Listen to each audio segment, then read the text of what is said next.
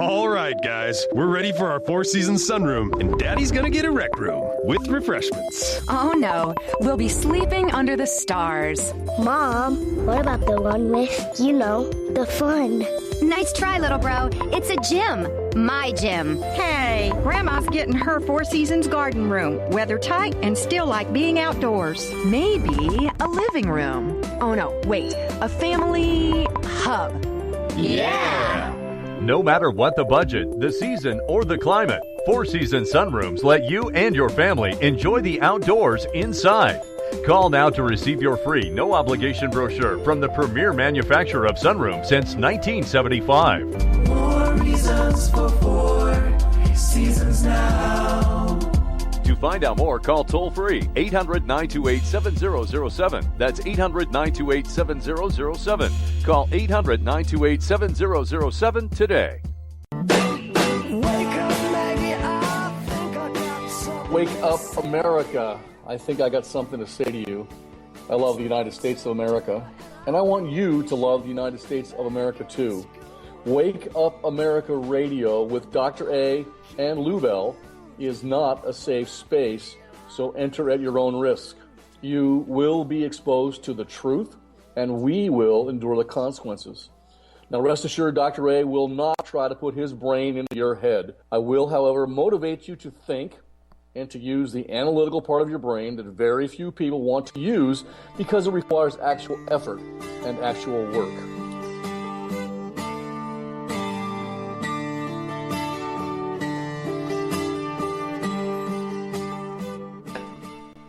Hey, welcome everybody to another edition here of Wake Up America Radio. I tell you what, I get pumped up personally when I hear Rod Stewart belting out Maggie May. Wake Up Maggie, I think I got something to say to you. And sometimes Lou will surprise me. She'll put Edwin Starr, War, What Is It Good For, on the radio there, and that pumps me up as well. Yeah, we stopped using that one. Yeah, I'm here. We stopped using that when we started using Tennessee Jed. Well, because he gave us permission. Funny, folks, is maybe it's not funny. What adjective should I use here? Ironic. You people out there in the chat room, I've noticed this. First of all, you just love Lou Bell, and you get a macabre sense of enjoyment out of her attempting to handle Dr. A or control Dr. A on the show. I don't know why that is, but you do. Attempting? I think I do a little more than attempt. Well, hey, look, she's up there in the North Carolina studios. All she has to do is push a couple of buttons and sit back and watch while I'm down here racking my brain trying to come up with some intellectual stuff for you to listen to. They all know very well that my job is much harder than that, especially because it involves having to produce and handle you. Are you saying I'm a handful? And a half. Oh, well, all right. Well, you know what? We're continuing with our cultural Marxism expose, if you will. We'll either culminate today or I have one more that I want to talk about, how the universities have been infiltrated by these cultural Marxists. So we'll get to that as well. It's really, really important. But today's segment is called the virtual Gulag. Now, those of you who don't know what a Gulag is, that's a Russian word, obviously. It means prison. So today is the virtual Gulag. And, of course, it was Alexander Solzhenitsyn who wrote the Gulag Archipelago after he had served as a prisoner, an actual prisoner in the brutal forced labor camp system of the Soviet Union, again known as the Gulag prisons. Vladimir Lenin first created the Gulag structure of these corrective labor camps to deal with political prisoners and common criminals back in 1918. That was, of course, shortly after the revolution in Russia, when the Bolsheviks successfully consolidated their totalitarian stranglehold over power in the peasant nation. Now, before we get any further, wasn't it Rosie O'Donnell who said we need a system of corrective labor camps here in the United States of America? Lou, yeah, I think recently. Didn't she say that very recently? I want to say within the last month or two. Mm-hmm. Corrective labor camps that are needed in the United States of America. She needs to be the first one to go to one. She doesn't know it, though. She is a prisoner in the virtual Gulag. Great segue. She is. She doesn't know it. She is a virtual prisoner in that Gulag system. She has no idea that that's the case. Well, and we talked about it in our last show, and we talked about in the news segment, we talked about the bathroom situation and the transgender bathrooms and self-identification and that kind of thing, and the 0.03% controlling what's going on. These groups of people believe that not only do they have the right to feel the way they feel or think the things that they think, but they have the right to force you to think the same way. You know, I think Dr. A wants to self-identify as a successful professional golfer so I can go on tour and make a bunch of money, and they have to let me in because I'm self-identifying as that. I want to self-identify as like somebody that knows Krav Maga that can kick all their butts. Well, I want to self-identify as a kerosene cowboy. Wait, I already am one of those. Okay, forget it. Now, back to the virtual Gulag. Joseph Stalin, Uncle Joe, perfected and magnified the heinous brutality of these camps in the Soviet Union during his tenure as General Secretary for the Central Committee of the Communist Party inside of the USSR. As a direct result of Stalin's notorious purges and those show trials, the Gulag population soared, and 40 million Russians were summarily executed for phony, trumped-up crimes against the Soviet Union. The atrocities of the Gulag prisons and Solzhenitsyn's unrelenting indictment of communist ideology in general literally stunned the world when his literary piece was finally published back, I believe it was 1973. I have often argued that the Gulag prisons were a natural result, Lou, of ruthless communist ideology combined with the dominant Russian political culture. Remember we talked about that last week, the glue that holds a society together. So the ruthless communist ideology in the USSR combined with the dominant Russian political culture that existed there, the roots of which had been grossly authoritarian for over 1,000 years. The gulags were a natural result of this. Now, after being expelled from his native land, Alexander Solzhenitsyn spent the last 16 or 17 years of his life in the United States as an official guest of Stanford University. During that time frame, he routinely praised individual liberty, but likewise warned the American citizenry about the dangers of communist aggression, the dangers of creeping communist aggression, and the concomitant weakening of the moral fiber in the West due to infiltration of cultural Marxism and its primary weapon of political correctness, which has been the premise for the shows we've been doing the last several weeks. Now, that premise having been set, let's examine and analyze some aspects of political culture that are present in our nation today. All you need to read a book called The Civic Culture. The Civic Culture, you can get it from the library. The Civic Culture was written by Gabriel Omlin and Sidney Verba. And it is the seminal work that created the sub-discipline in political science known as political culture. In this piece, Omlin and Verba examine and analyze different societal arrangements to uncover the attitudes, the morals, the values, and the principles that combine to sustain a participatory democracy and all of its associated institutions. And we're not just talking about political institutions, all the institutions of a participatory democracy. They determined that the civic culture is pluralistic and based primarily upon communication and persuasion. In their minds, it is a culture of consensus and diversity, a culture that permits change but moderates that change. That's exactly what the Founding Fathers did when they created the Constitution, which is not, Lou, a living document.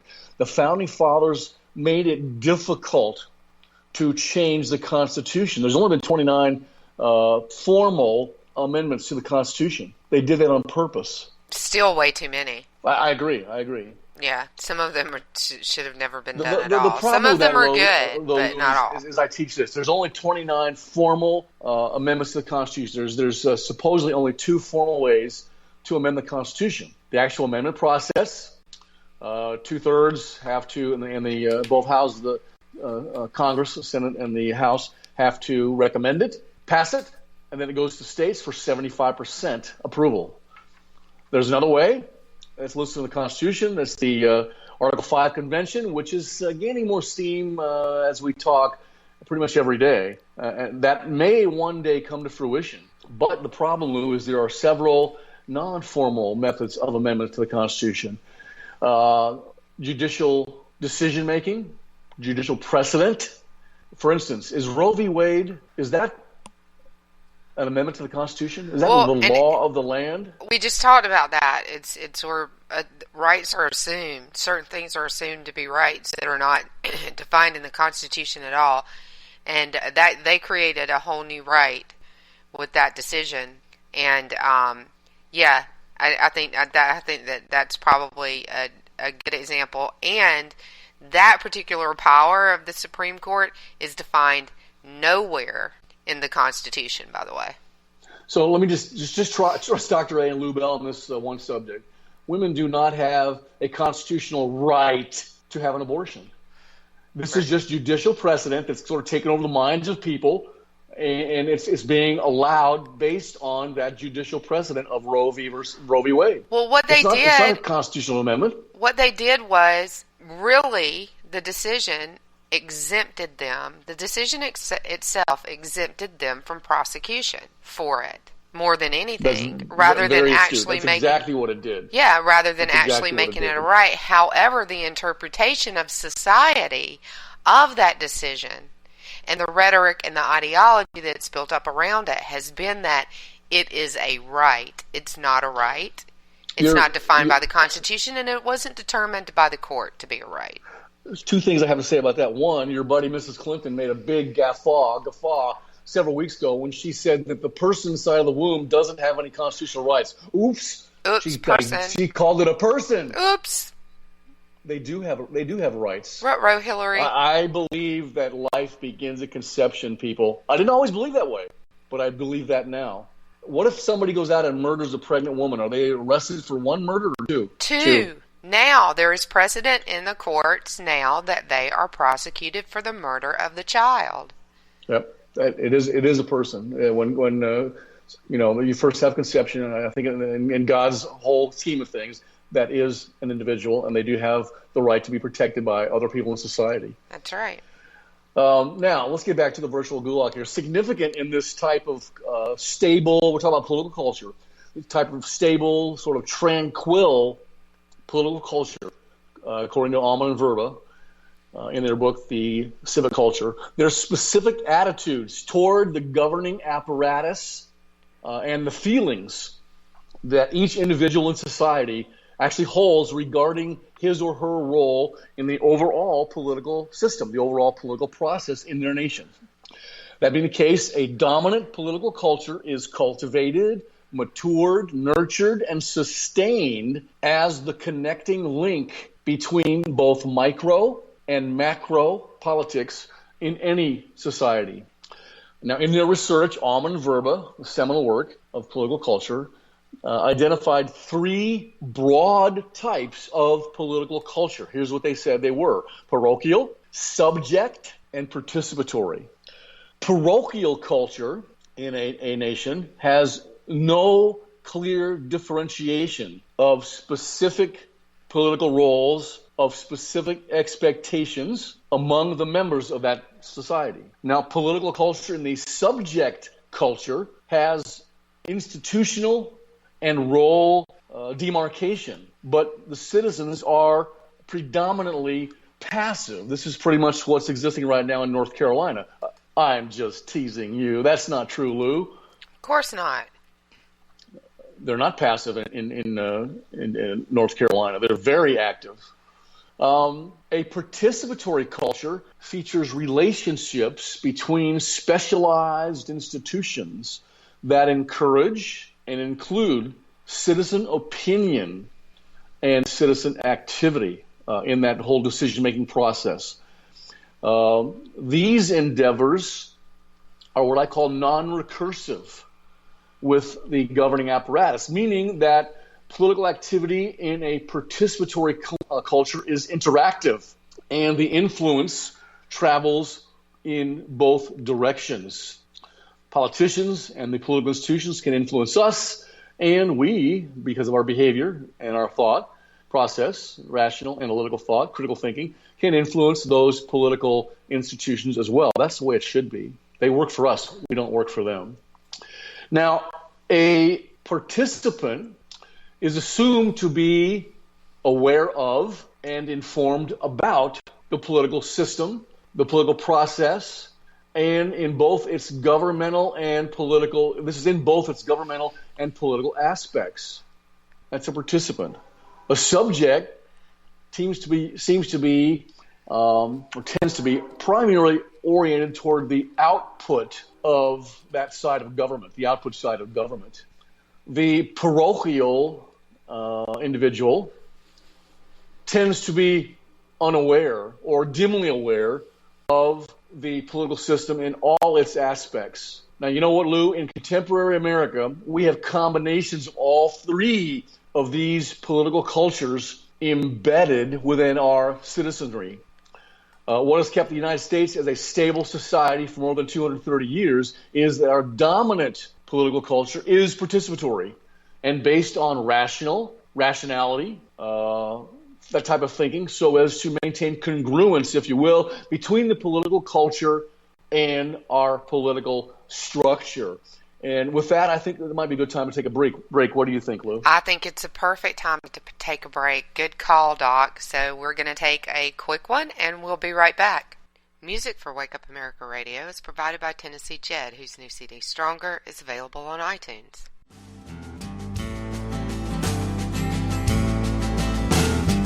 I looked all over, so how can it be? Here comes the wrecking ball, swinging at me.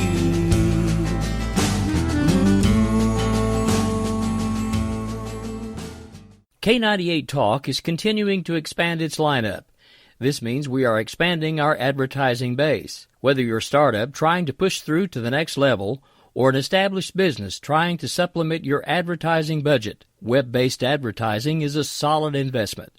Thanks to Talk's newest partnership with TuneIn Radio and instant access to our sister station, K98 FM, we give you worldwide access at a reasonable cost. Interested parties should email us at advertise@k98talk.org. They know I mean well and smiling is hell if they try. They open their mouths, only hatred spews out with their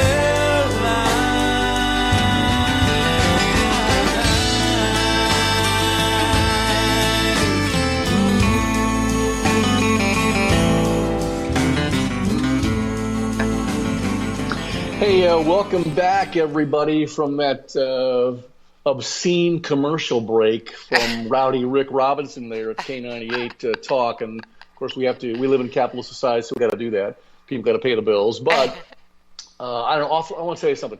Offline, your producer, my producer, Lou Bell LeWench, was giving Dr. A accolades because I did a real good job of setting her up for her natural break after the first segment. So she was giving me accolades and saying I was trainable. But little do you know that offline she pushes one of her three buttons to tell me it's time to go for a break. So I don't deserve all the accolades that she gave me. But there you go. That's what producers do. They know that. All right. So we're talking about the civic culture and cultural Marxism and the type of culture that we have in the United States. It's kind of a conglomerate of all three of those ones that Gabriel Allman and Sidney Verb identified. But today, because of the infiltration of cultural Marxism and the rise of radical Islamism in America. Our participatory civic culture is under constant attack, and it is in dire jeopardy of imminent collapse, diving down into chaos and then tyranny. Trust me on this one subject, folks. We're very close. You put Mrs. Clinton in the White House, we will collapse into chaos and tyranny, and that means the world will be completely unstable. Please don't let that happen. Communist revolutionaries and Islamic jihadists are actively destroying Americans' confidence in and love of our basic traditions, values, morals, undergirding principles, national political culture, the dominant political culture, and Christian underpinnings. Again, I say this a lot. Slickery Trigger and his wife Tina like me to say this, so I'll say it again. Trust Dr. A on this one subject, people. We are at war on two fronts with cultural Marxism and radical Islamism. And as I have argued previously on this show, on Lou Bell's show, and on any show that I've been interviewed on, these two totalitarian ideologies are almost identical. Get that through your heads, people. Marxism and Islamism are almost identical totalitarian ideologies. Yeah. I don't care what brand name you put on the totalitarianism. Not just the ideologies, identical. But the way that they execute them. Pun intended. I was going to say, is that a pun? Because they do execute things. They do execute people. Mm-hmm. How could you even say this is a religion of peace when they burn pilots alive in a cage? It's not a religion cut off of Christians' peace. heads. They drown people. I don't get that. I couldn't do that to a human being. I can barely do that to a piece of beef. How about trust Lou on this one subject? It's not a religion of peace. It's an ideology of fear and violence. I like that. Trust Lou Bell, trust bad juju, and trust that Cornell chick along with trust Dr. A. This is what's happening right now. And we're bringing it to you as with as much passion and intellect and truth-telling as we can. There's some people, Lou, you cannot reach. They are so far gone in their mind rape situation, you will never be able to reach them. But just a perfect example is, and of course, all you know, I wrote this book. It's out right now. You're welcome to get it if you want to. Call me. I'll send you a free copy signed by me. But it's called Politics in America, Lecture Notes of a Lunatic Professor. I'll send you a copy. I don't care. I'm not in it to make money. I'm in it to teach people the truth, okay? A friend of mine from high school and college, a psychology professor, Dr. MK, I'll call her, took this book to a big-time party. She texted me this morning. She said, Randy, by the way, she calls you Randy just like Stacy. People who like you call you Randy. Condescend to me. She said, Dr. A, no, she said, Randy, you and your book were the hit of the party. We could nonstop talk about your 31 lectures that you include in this book. She said there was only one woman there who was a California teacher who would not hear any of it. Get it, read it, see what you think. Maybe we can reach some people and at least open their minds to considering another ideology, another mindset than they've been, mind raped by their professors. That's what we want to happen, people. It's Definitely. Not about money, it's about education. I would have loved to have taken some of your classes. I think that would have been You would have, and I would have called you out. Yeah, you would. We would have agreed. You would have, because I would have agreed with you on everything. No, because there's sometimes where I don't really care that people know or one way or the other what my political philosophy was. They would ask me, and I say it doesn't matter what my political philosophy is. And so one day I would play a mega liberal and say things that would bring people out. Some days I'd be a don't care in the middle, a libertarian, and sometimes I would be a truth-telling conservative just to stimulate and motivate the conversation. A good professor will not only do that with you, but he will also force you to do that. I took a couple of classes at Meredith where they made us do that, take the position opposite of how we really felt. Love it. All right, let's get back to this. Trust me, Tina Dillingham, we are at war on two fronts with cultural Marxism and Islamism. And these two totalitarian brand name ideologies are almost identical. In fact, many of our fellow citizens in the United States of America are already what I call virtual prisoners of war. Let me say that again. In fact, many of our fellow citizens are already virtual prisoners of war, only they don't even realize it. That's a big problem, Lou. These people, our fellow citizens, are already locked up deep inside of a virtual gulag created by the primary assault weapon of the cultural Marxists. What is that? It's pervasive, stifling, runaway, heinous political correctness. This is what is imprisoning these people. In the mega liberal, dominated mainstream American media, nobody, Lou, has the courage to speak up, except you and me and JD, Judu, and Stacey. Nobody has the courage to speak up and tell the truth. Now, maybe Rick Schrader and Rowdy Rick Robinson do. I think they'd probably do. But nobody else has the courage to speak up and tell the truth, the real truth, the absolute truth, nothing but the truth about this communist scourge or this Islamic menace that are simultaneously, they are rapidly putting our citizens into so-called virtual chains inside of this gulag. And the vast majority of our politicians are cowards. I tell that to their face. You're cowards. They don't have the guts to stand up and fight, much less identify the Islamic and communist cancers, if you will, that are eating away and consuming our cherished traditional American values. It's happening as we speak, Lou. And as I've stated before, in an age of mass deception, telling the truth is indeed revolutionary behavior. Lou, what do you think about that? I think it's sad. I think when telling the truth becomes revolutionary, that you're in a really bad place. So-called political correctness, again, is the primary attack method of both cultural Marxism and the Islamic civilization jihad. I think that's what Beck called it in his book on that, civilization jihad, against Western societies, against capitalism, against Christianity, against everything that is infidel to them in their teachings in the Quran and what their so-called phony prophet Muhammad taught them. Cultural Marxists and Muslim radicals must continuously smear the truth. This is the real truth in American society. Why? Because it exposes their deception, their fraud, their lies to the light of day. Again, I am arguing that political correctness is tantamount to a virtual gulag. It is, folks, a re-education camp with virtual walls, prison cells, wardens, guards, bed checks, barbed wire, solitary confinement, no parole hearings, and only capital punishment for offenders. That would be you and me, Lou, infidels. Yeah. You're a bigger offender than I am, by the way. Well, I'm sorry.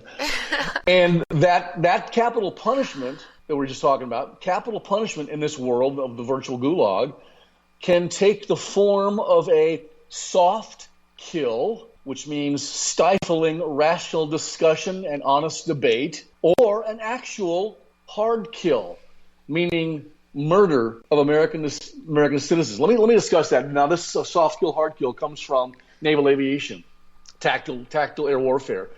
If we're going to go to war and we have to fight against the ground-to-air defenses that are against us, we can either hard kill those ground-to-air defenses by blowing them up with our bombs, our smart weapons, or our dumb bombs. That would be a hard kill. We actually blow them up, and they cease to exist. They can't oppose us anymore. Or during the warfare, we can execute a soft kill on them by sending out missiles from my airplane that they sniff out the radar and the weapons systems guidance that look for the incoming aircraft to target us, the targeting radars. And once they sniff that, they start sending a signal.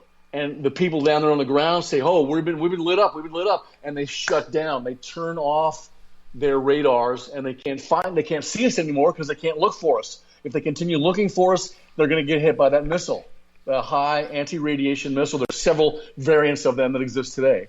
So the capital punishment that can take place today in the virtual gulag is the soft kill, a soft kill. If I can shut you up, Lou, stifle your rational discussion, stifle honest debate, I've shut you up. That's a soft kill. Or if I actually have to murder you, cut your head off, do something to you that actually ends your life, burn you to death, drown you, whatever, that's a hard kill. Either one of those suffices if in this virtual gulag in cultural Marxism and radical Islamism. Now listen, so today, in a time of gross deception, telling the truth is revolutionary behavior. The cultural Marxists and the Islamic civilization jihadists must denounce the truth when it comes out of my mouth, comes out of your mouth, JD and Stacy, whatever. They must denounce the truth at all times and in all venues if their nefarious plans to destroy America and the West by proxy is to come to fruition. And please realize this. When those holding political power in a society allow, foment, and encourage so-called, how should I put this, protected groups to spew venomous statements that incite criminal behavior with impunity, the relative tranquility of our civic culture will soon unravel into revolutionary anarchy. Let me give you some examples of those. Give them room to destroy. Do you remember who said that? Give them room to destroy. Wasn't that... Oh, yes, that was the prosecutor in Baltimore or the city manager in Baltimore? It was actually the mayor of Baltimore. The mayor she said of Baltimore. She gave them room to destroy. Yes. Are you kidding me? Right. That's not her job. Her job is to protect the citizens, not give a small sect of citizens the right to destroy. Mm-hmm. It's ridiculous. How about this statement? Do you remember this one? Without really much evidence, with zero evidence, the police acted stupidly. Who said that? That was Barack Obama, wasn't it? Yeah, the Islamic communist in the White House. He had no evidence whatsoever. Yeah. He's biased. He is biased. Right. How about this one? How about this is a great one? Hands up, don't shoot. That was Black Lives Matter, I think. Did Michael Brown have his hands up? No. The evidence showed. We're going to get his gun. He was going to kill that cop. It was his accomplice that get killed by their own weapon. Do you realize that? Well, I mean, in how many situations would your accomplice in a store robbery, his statement be taken on as the mantra for a movement? Only in that situation. Didn't they try to stifle that video from coming to fruition? Or they stifled, vilified, and attacked anyone who questioned that narrative of hands up, don't shoot. Michael Brown committed a strong arm robbery of that convenience store. Not only that, and I exposed this on my Twitter account, and I never saw anybody else do it. There was the photo of him that was circulated that was so grainy that you could barely see him. Was a cropped photograph of him at, it looked like a graduation ceremony, and the uncropped photo is him throwing a gang sign. They would never show the uncropped photo with the gang sign. They would only show the cropped photo where the gang sign was cropped out. They have to try to control the narrative. Put you in that virtual gulag. I found the photograph, the original photograph. I put it on my Twitter account. That's the only place I ever saw it. How about this one? Maybe you remember hearing this one. We must rise up and kill those who kill us. Stalk them and kill them, our 400-year-old enemy, the white folks who give hamburgers to our children's killers. Who said that? Calypso Louis Farrakhan. I like that. Yes, he said that on August 5th, 2015, during one of his sermons. for the Nation of Islam. Yeah.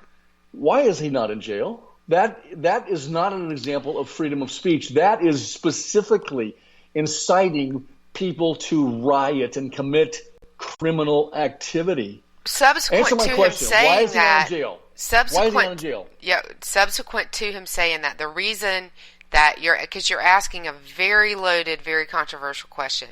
Subsequent to him saying that, there were several right after attacks and ambushes on law enforcement officers, and they're still going on to some extent, but immediately after him saying that, there were quite a few of them. You could almost call it a rash of them. And that is the reason why a prosecutor somewhere should at least try to connect those statements to those ambushes, but it will never happen because... Well, so let's go back. Let's kind of traipse through your statement there a little bit slower. So for the audience. So as an academic, which you once called me, thank you very much, as an academic or an educator, a professor of political science, are you saying that Dr. A is a provocateur? Yes, I'm saying you're a provocateur. Isn't that what a professor is supposed to do, is introduce the truth and subjects in a provocative manner so as to motivate his students to use analytical thought, critical thought, rational thought process? In my humble opinion, yes. Yes, in my humble opinion. Okay. Well, I just want to make sure that we do that. Now, before we get to a break, I want to kind of give Dr. A's final analysis here, and then we'll get into some current events. Trust Dr. A on this one subject, people. All lives matter. Why is it that these people in political realms don't have the courage to say that? That idiot Democratic guy that was running for president for a little while out of Maryland, he initially said that, and then they had a backlash. He backtracked. He's a coward. All lives matter. But as John Locke taught us, this is Lou's favorite, if you become the enemy of mankind and a threat to its survival, all people have the right and the obligation to remove you from society by any means necessary. Society moves on. And that's what Locke taught us. Lou, the virtual Gulag, which is the title of this segment in Cultural Marxism, the virtual Gulag is the prison that people are placed into because of cultural Marxism and its primary human, social, re-engineering weapon, political correctness. It has the ability to totally control both behavior and thought.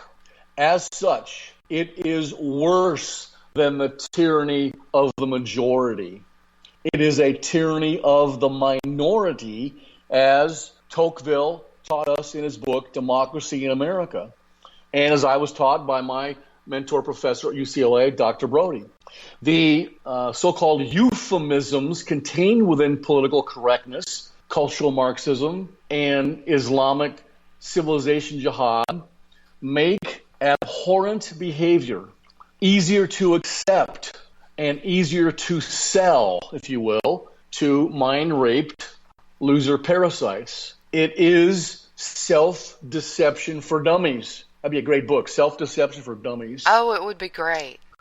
Now, viewed from a political perspective, this is Dr. A's analysis, viewed from a political perspective, there are three kinds of people in American society today.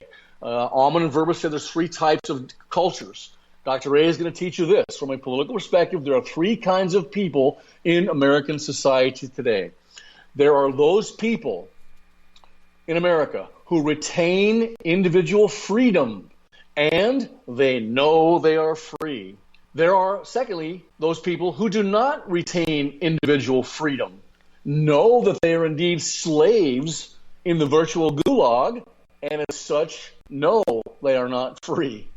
Then there are those people who do not retain individual liberty or freedom, but they do not know that. They are slaves in the virtual gulag, and as such, that they are not free. Now, Lou and all the listeners and people in the chat room, trust Dr. Ray in this one subject.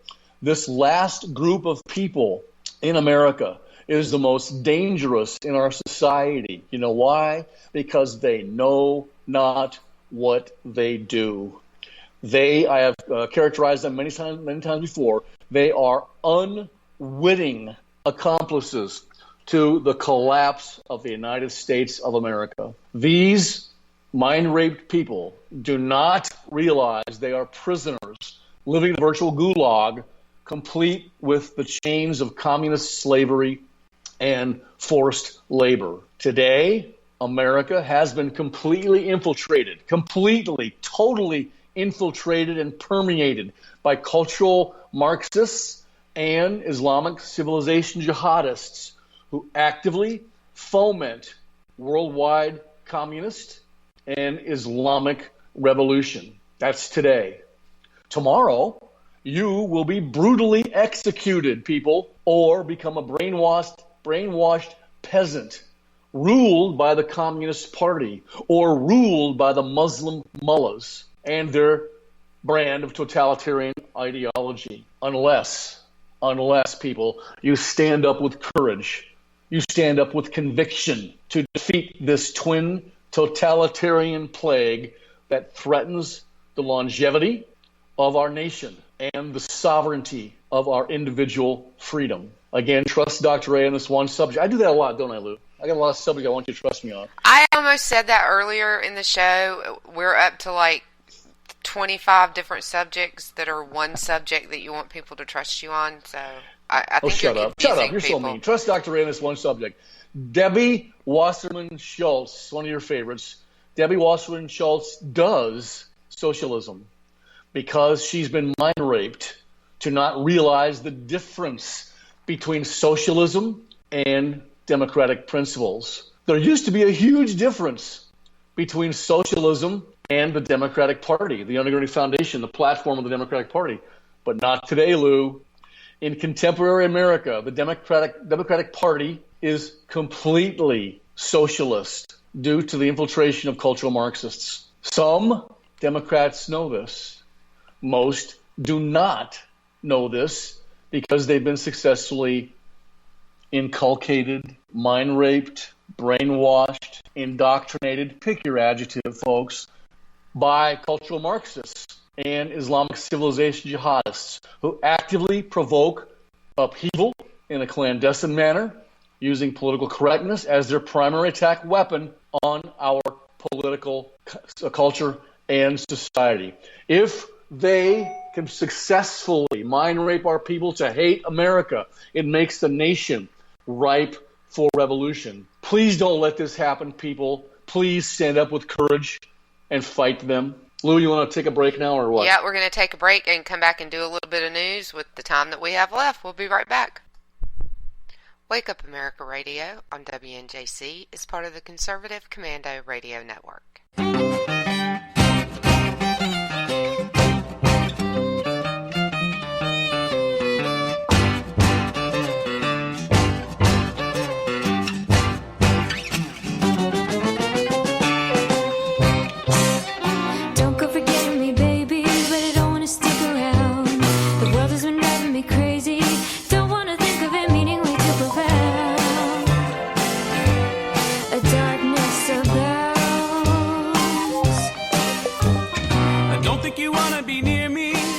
Is run aground. The water is shallow and hazy. The storm is upon us. It's too late to turn around.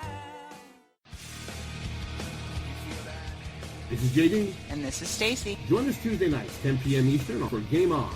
Remember, lock up the children and the old folks. Game On, the home of libertative conservatism. Where no one is safe, and no one is spared.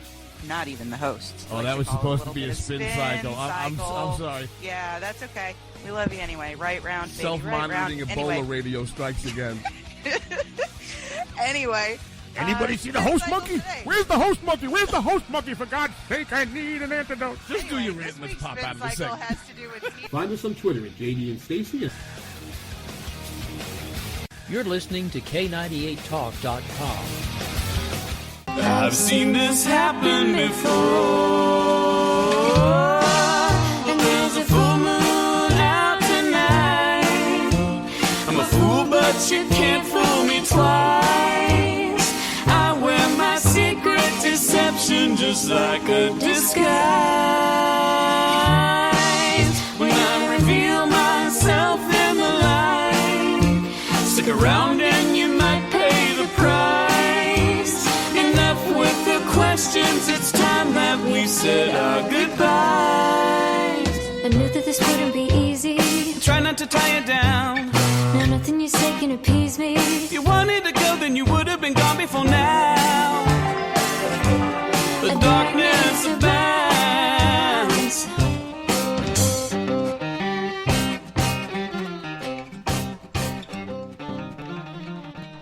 All right, welcome back. And Dr. A, what is in the news today?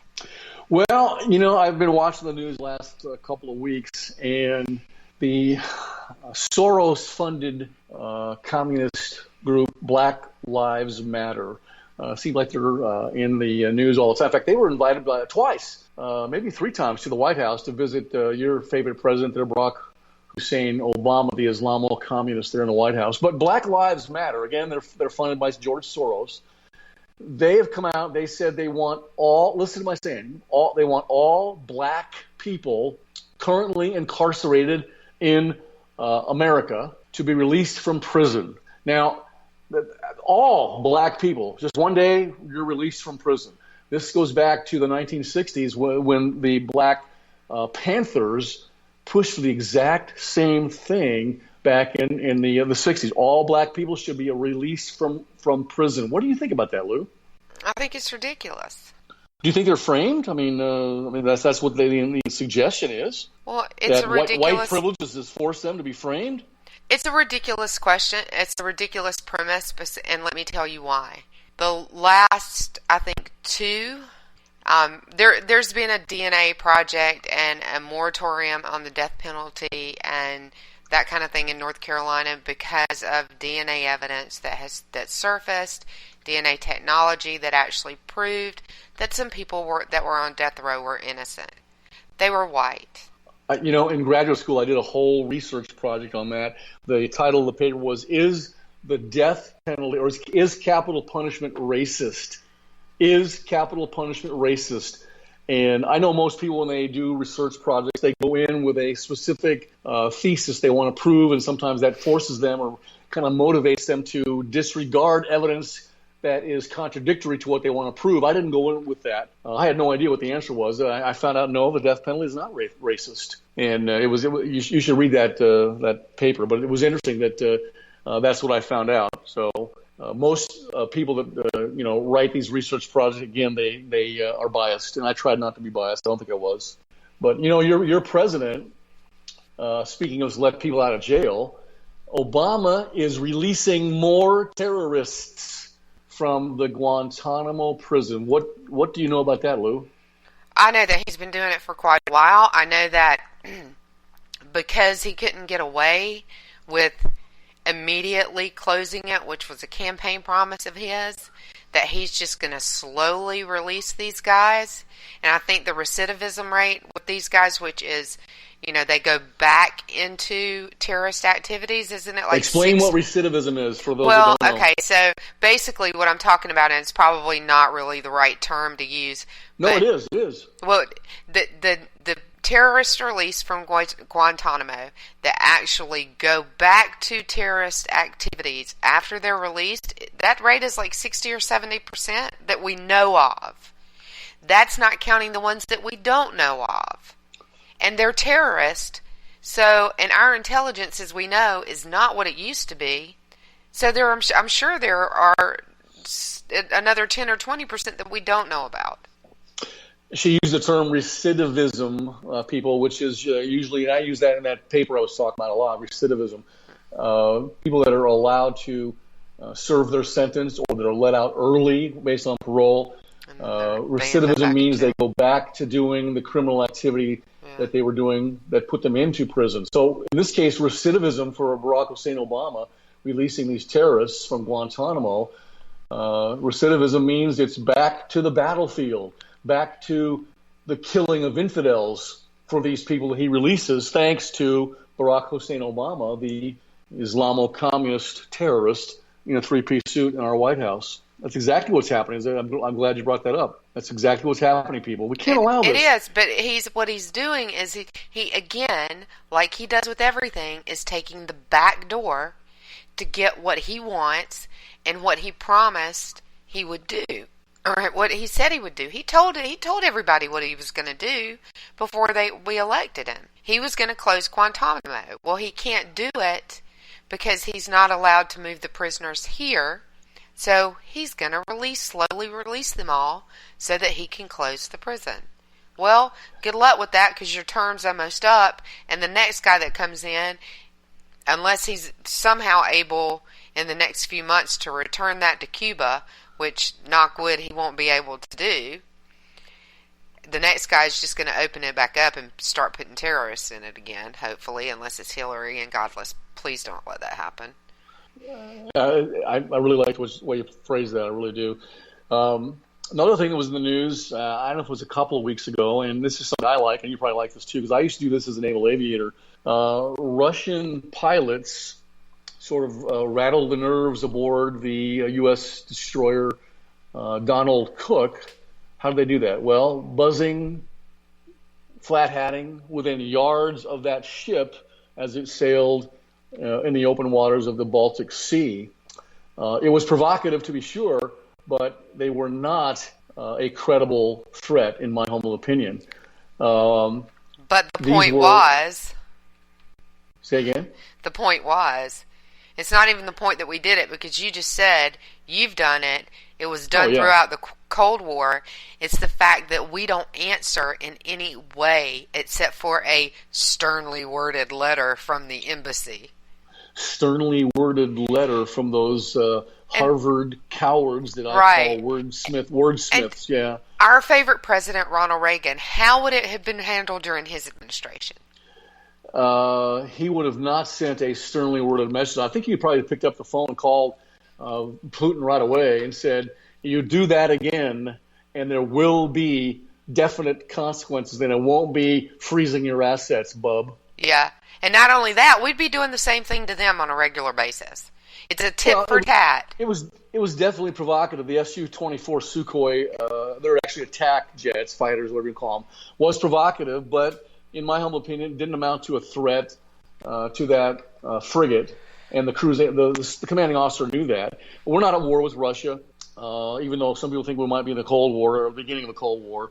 So this is what the captain, the guy named Rick Hoffman, who was the captain of that frigate, Donald Cook, said. It would be one thing to be operating and have a threatening attack profile from someone who might not recognize me. It's another thing if we were actually at war. Now, what they do is, Lou, and I did this, as the Navy, they pick up the electronic emissions that are coming from those airplanes. There's specific types of electronic emissions that indicate those attack jets are targeting you. They did not pick up any of those emissions, so they knew that they were not being targeted.